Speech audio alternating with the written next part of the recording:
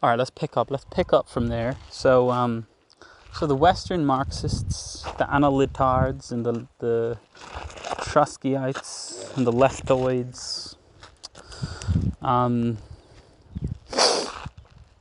the agents of academia, they are all the pawns of demonic forces.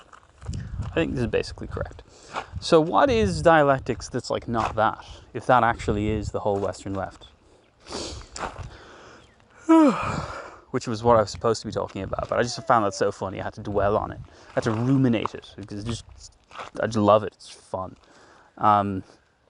So what dialectics actually is, which of course, and the more acute leftists will sort of sway into this form of language, but they clearly have not grounded themselves in the actual work of it to like actually fucking know anything what they're talking about. Like they haven't gone from like bare being to like meta complexity through the dialectical method, which is what you do. But anyway, James, what are you doing? How do you find the new dangerous place to go? That's crazy. That's crazy. So I might pause any second. Okay, so dialectics is I need to look over my notes. I have like my own philosophical notes somewhere, because I came up with my own way of expressing it. I can't quite remember, but basically it's like just the word dialectical. When you say something is dialectical, what you are saying is that a given thing, a given like essence of process, what it is, if it's dialectical, is it's inwardly other-driven.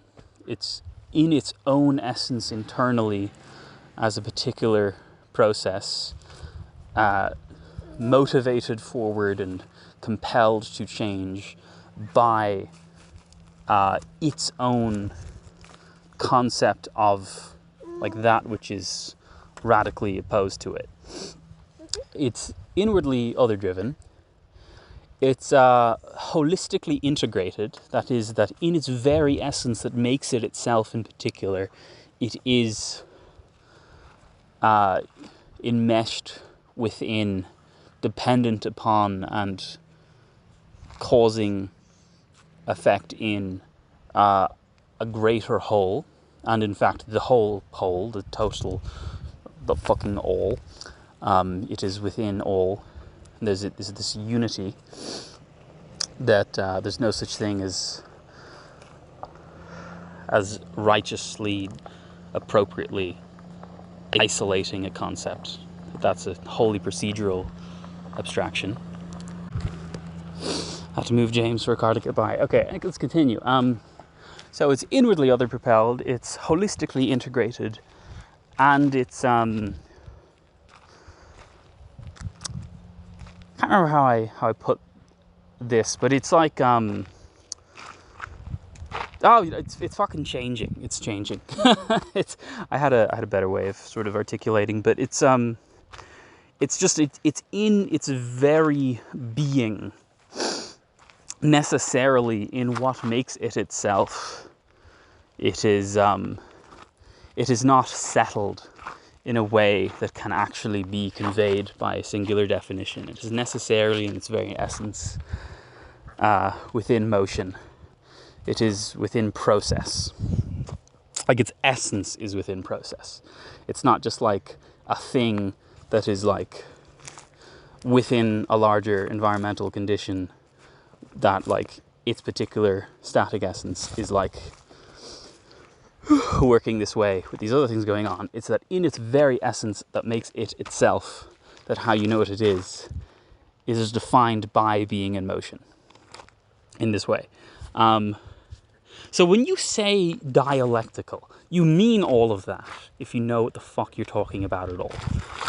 That's what dialectical means. And probably more than that I've forgotten, but whatever. Because, I gotta fucking explain all dialectics. Literally, this is all just groundwork, because, like, I'm just gonna fucking use this shit to talk about One Piece or something. I have to know that if anyone for some reason listens to my ramblings, that they're not just the most confused anyone has ever been.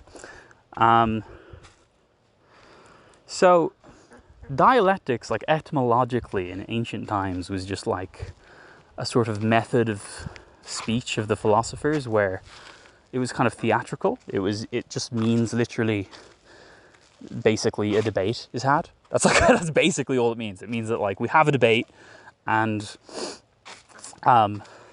through like the act of like struggling my position against your position, the contradictions within each of our positions are revealed, and then the truth is like found procedurally by their clashing.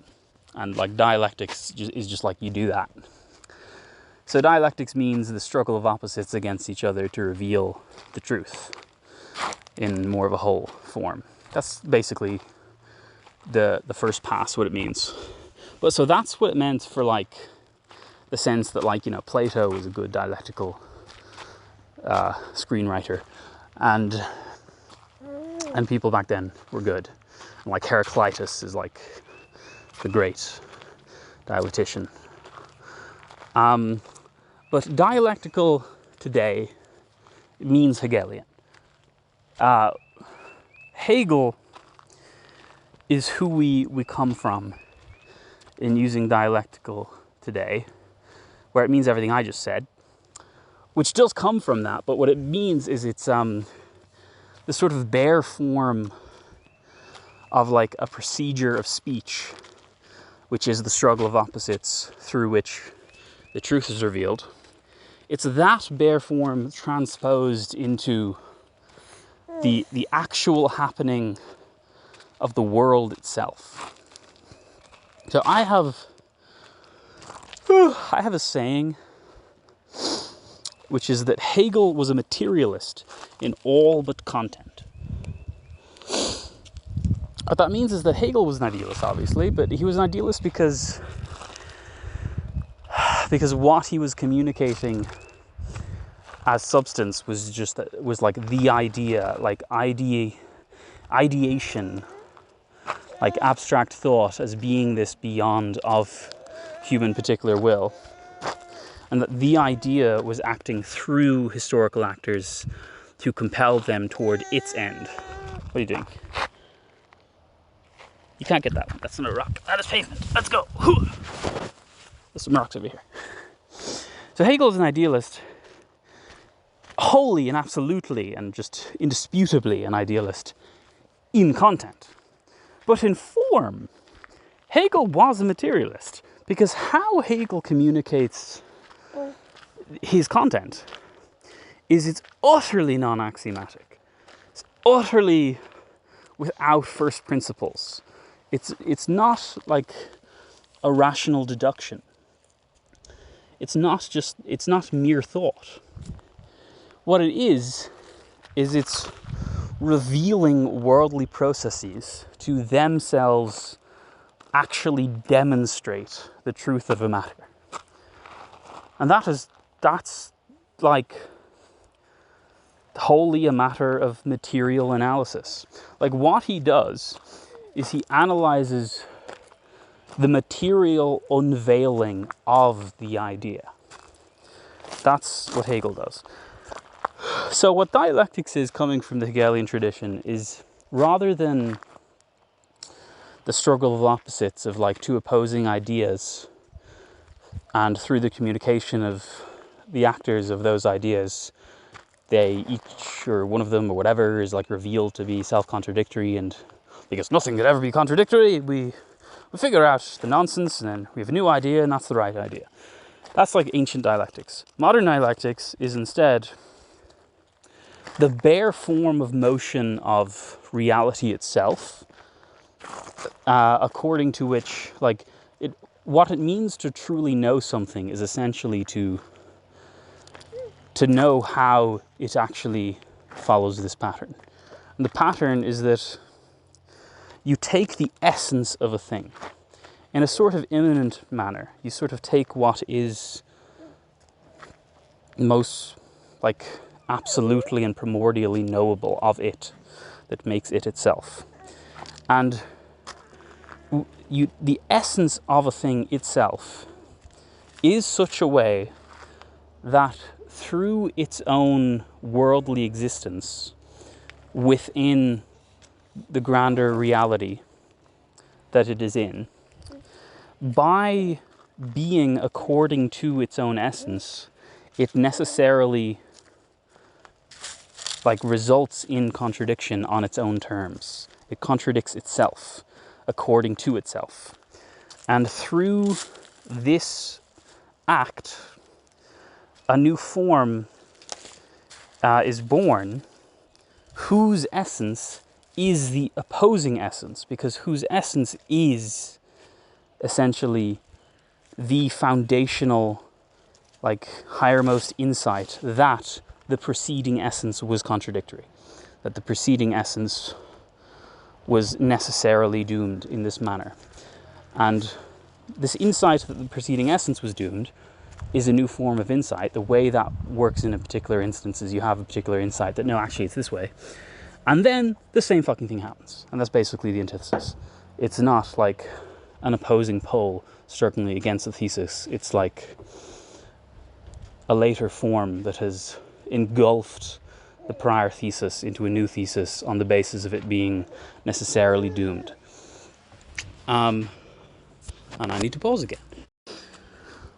So a day has passed, but I want to continue where I was, which was I explained the thesis antithesis shit, and then the synthesis, just to sort of finish out this terrible explanation of Hegel, because it's so common. What the synthesis is the third moment in the movement, where it's basically the antithesis to the antithesis, treating the antithesis as a thesis, where it inverts that essence into a new one. But the important thing about it is that it is a third moment, so it's because it is an inversion of an inversion, it is a negation of a negation. That is the common, that is the phrase. This is what the negation of the negation is that the first term is sort of a singular thing, and then the second term is the negation of that thing, which is defined by its relation to it, that is the negation of that. And the third term is the negation of the negation, and this makes it a kind of resurrection of the initial essence. But it is a refounding of that essence through having overcome that which overcame it. So that's what the synthesis is. So if people ever say thesis, antithesis, synthesis, that's that's the best you can make of that language, but that's actually just the worst explanation of Hegel ever that got weirdly popular. The better way of saying it is just that is that you have that initial form, and then there's the negation of that form, and then there's the negation of the negation. And that's the point of the triform movement, is that it's double negation, which is sublation. So sublation is the singular sort of the ultimate description of movement itself.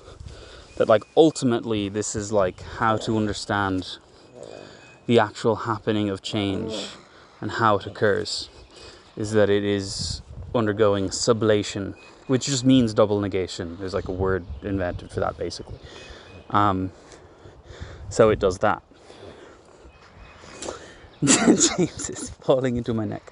And where was I going with that? So dialectics is this movement of an essence necessarily according to itself, resulting in worldly, like in its actual being, contradiction, and then the fallout of that resulting in a an opposing form arising to subdue and overtake it, which is its negation.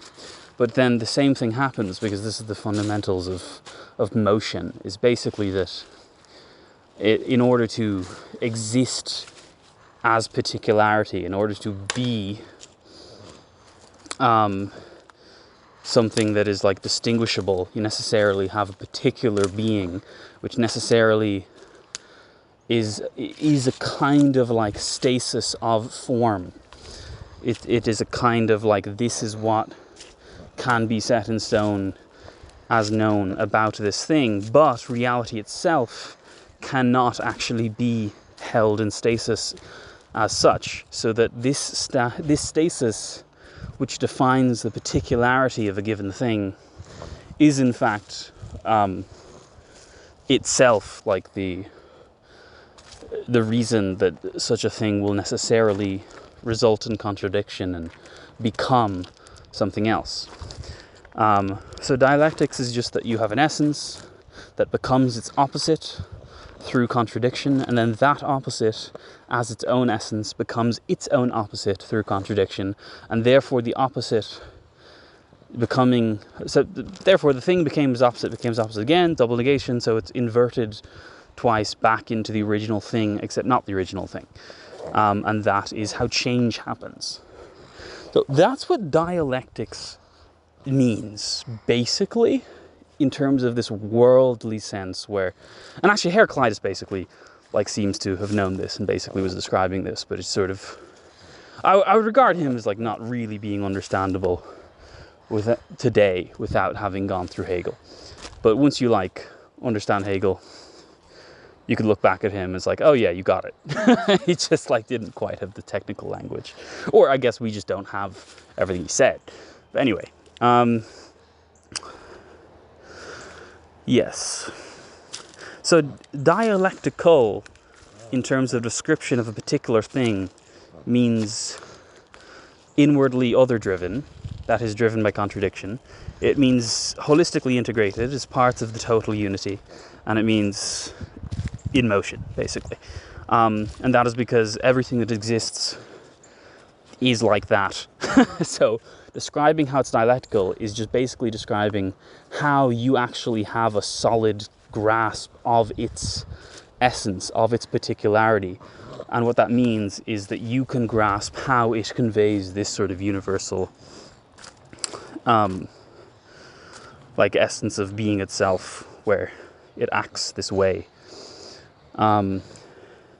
Dialectical is that, and dialectics is that. But there's another essential thing, which is the transformation of quantitative change into qualitative change, which is just to say that it's a description of how at scale dialectical motion occurs. And it's like a general rule that the point is that quantitative change is mere like accumulation of like just particular. It's just basically it's not a change of kind. It's just it's a change of like, it's a bit more of this, it's a bit less of that. Qualitative change is it is a change of kind. It is the change of one kind into another kind. And the point is that past a certain threshold of quantitative change, the conditions for qualitative change are set, and then with the conditions set, it becomes possible for there to be a qualitative leap, which is not simply a quantitative change. It is a radical shift in like the whole sort of understandable condition of a given particular essence in like serious ways. And what that means is that observable change in reality does not simply go on gradually, endlessly, and like imperceptibly. It in fact does that up to thresholds of new sets of conditions, and then radical shifts occur, like great obvious like changes. That's another part of understanding dialectical motion, is that because that there is actually this inverting moment, which is the moment of negation. It's not simply a gradual shift. It's a radical leap. That's very important to understand. So all of this is like in just talking about dialectics at all. That's just all in knowing anything about any of it and applying it to anything at all ever. That's like just abstractly within the essence of dialectical analysis as a form itself.